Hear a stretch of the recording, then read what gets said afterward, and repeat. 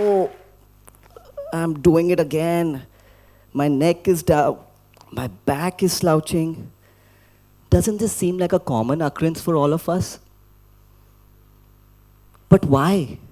Because of this beloved phone. When we have this phone, we don't seem to care for anything else, right? But the problem with this is that we are ruining our posture, but also predisposing ourselves to conditions like the dough wages bump, neck pain, cervical issues, back pain, and even misalignment of the spine. But why do I know all this? Because I'm a doctor.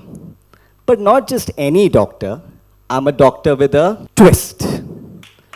But what's the twist? We'll get to that a little later. But first, I want to know some things from you. How many of you sit like this while scrolling on the smartphone? Okay. How many of you all use the phone while walking? Okay. How many of you use the phone in the bathroom? How many of you all already have neck pain, shoulder pain, maybe even back pain? Looks like I've helped you find a potential cause of the pain. So it's time you stop misusing the phone before it gets too late. Now back to me. You must understand that I barely became a doctor. In fact, I became a doctor by default. You see, I come from a long line of doctors. Both my parents are doctors. And in those days, you only had the option of either becoming a doctor or an engineer. So running away from the mechanics class, I landed straight into the anatomy hall. But it didn't end there. I actually didn't pass my MBBS with flying colors. So the thought of not being a good doctor or hurting someone by being a bad doctor used to keep me up at nights. So I decided to shift to MBA in healthcare management. I did very well over there, got a very good job in a very good hospital. But within a year, something started to feel amiss. I wanted to do more than what I was already doing. So I quit the job and decided to join my parents as a junior doctor. Do you know what a junior doctor does? They take medical history. Medical history includes signs, symptoms, problems of the patient, treatments of the patient, but also if they're eating right, sleeping right, if they're exercising, or if they're stressing more. And within the medical history came my profession into being. You see, doctors are taught how to give medicines. I started to learn how to stop medicines. But if I had to stop a medicine, I had to start something to still keep my patients healthy. And that something was lifestyle. Lifestyle is nothing but what you do every single day. A bunch of habits put together to make a routine. So what did I do? I started improving people's habits and started reducing medicines. And that's how I started becoming a doctor with a twist. Yes. I can't tell you the satisfaction you get when you're able, as a doctor, when you're able to stop even one medicine for even one patient. When you're able to put them on a path which might never require them to ever take a medication.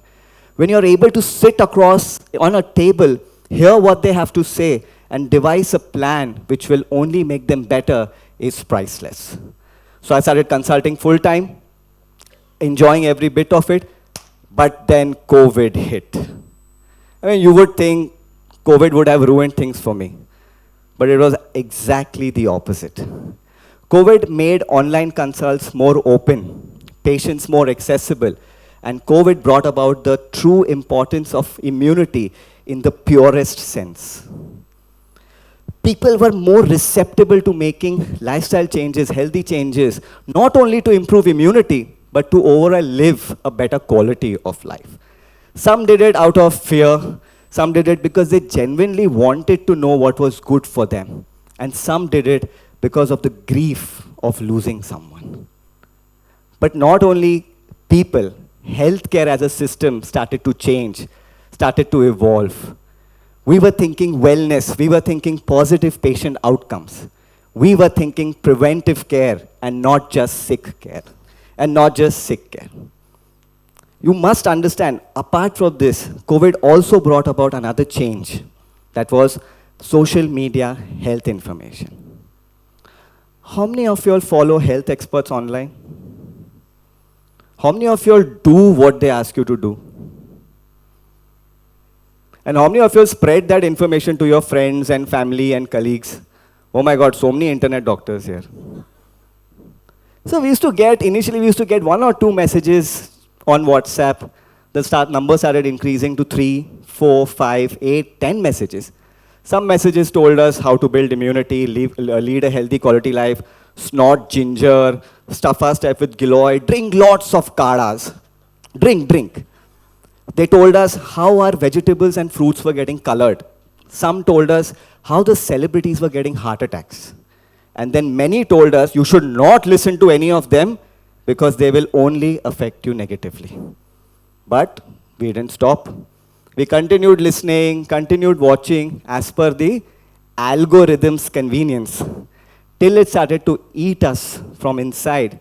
To make matters worse, did you know that the average person checks their phone every 12 minutes, which is roughly 100 to 120 times per day? The average screen time of an adult is 6 to 8 hours. For a teenager is 8 to 10 hours. 60% of the people sleep with their phones close to them. 70% of the people use their phones while eating meals.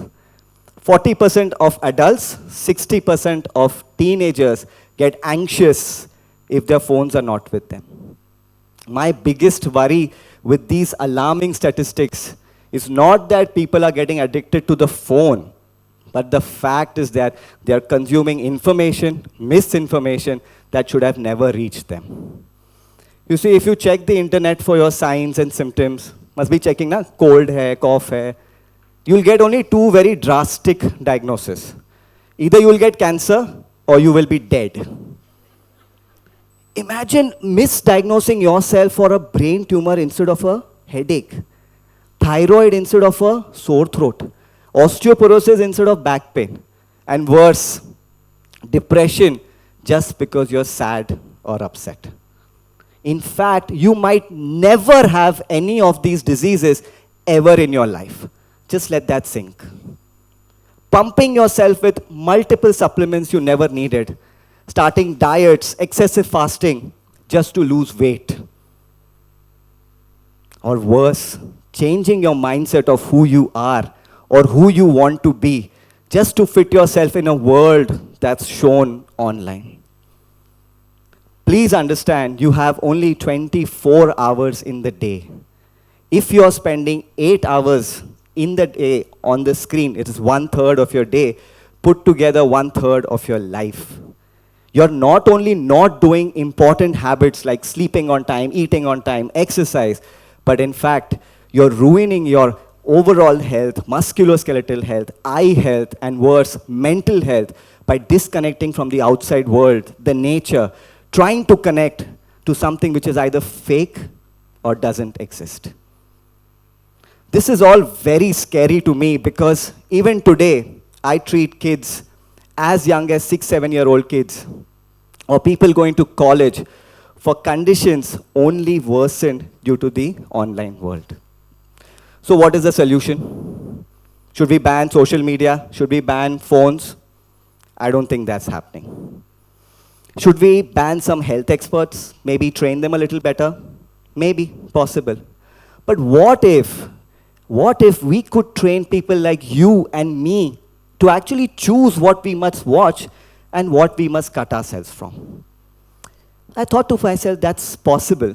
And that's how I decided to join the online world, not by choice, but by a challenge. Another thing you should know about me is that I'm a very critical person. Very critical. All these messages were coming. I was not only criticizing them, but I was actually correcting them on friends and family group. Few of my friends, super annoyed with me, they challenged me, said, do it on social media. Then later, another friend of mine, used a very strong quote on me. He said, Akshat, what you don't change, you choose. What you don't change, you choose. And that hit me. I realized I was actually becoming a part of the problem instead of using my knowledge to start solving the problem. Suddenly, I found myself posting for the first time on Instagram, of course expecting that I'll go viral like this, but of course I gathered a less than 10 likes. I thought to myself, it's okay, it's just a post. Decided to keep going and gave myself a target of at least 2 to 3 posts per week. With that consistency came some likes, came some followers, but there was some confusion also that my posts were creating, I realized. So I decided to get more creative. I found myself singing, being funny, acting, and even dancing to give information. I realized there's a lot of seriousness which is attached to health information. So I decided to keep it fun and simple. Because I realized simple is what is helping people understand the basics. You know how we tell the students, ratta nahi marna hai? That's how I tell the patients, ratta nahi marna hai. If you want to have your healthy changes to be sustainable, ratta mat maro, please understand the basics. So on one side, I was a doctor who was reducing medicines, and on the other side, I was a doctor who was dancing to give information. Put the two together, and you get the doctor with a twist. Everything was going good. Patients were getting better. Slowly, I was introduced to another world of social media healthcare marketing. Put very straightforward, it's selling. Selling of health products, medical products, health apps, health conferences, sometimes even ratings and testimonials. Why does it work so well? 2 reasons. 1, because it's very relatable, and 2, the power of a video. What do I mean by the power of a video? I could be saying the same things over and over in my consult, in my family gatherings. For example, don't eat fruit with cooked meals. No one will listen. The minute I put it on a video, everybody is all ears. Same thing happened to us. We were on a flight, and the poor air hostess was showing the safety instructions by herself. No one was listening. The next flight, it was in a nice video, and we were all glued to the screen. So I thought to myself that if I do this, I will only work with the people who are genuinely good, trustworthy, and at least align somewhere in my mission. Because if I don't choose, what is the difference between an actor and a doctor? See, actors are allowed to sell everything, right? Mouth fresheners, room fresheners, rummy games, clothes, everything. Everything, they're allowed to sell everything and no one questions them. And people like you and me, we actually go and buy the stuff. Either we think that the product is genuinely healthy, or because we are loyal to them, or probably because there's some peer pressure. So I decided that this needs to change. Because just think about it, right? Put the thought of an actor doing ads on one side, just spark the thought. And on the other side, imagine a doctor doing the same, but with more critical health-changing aspects. I do feel that when it comes to health, a doctor definitely has more credibility, which means more power. The same power we spoke about earlier. Imagine the power means you're able to not only make the people listen to you, but actually get them to do what you're asking them to do. And the way Spider-Man's Uncle Ben always says, with great power comes great responsibility. So I have decided to change this. I have decided to prioritize ethics, to safeguard my patients, all my followers, so that they don't end up harming themselves, whether it comes to their health or their wealth. The way I see it is, the beauty of social media is that I get to interact with a huge crowd, which I would never be able to do in my clinic. But the problem is that I cannot give individual attention through individual consults.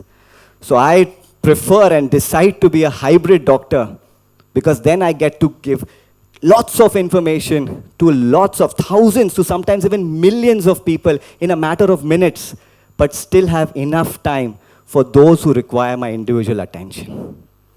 I have decided in this world of fear, confusion, misinformation, I have decided to change. You should too. So next time you see me doing this or this, just remember there's a very important message behind that dance, giving the power back to you. Because I believe it's your health, your mind, your body, so only you should have the power to influence it, not me. Thank you.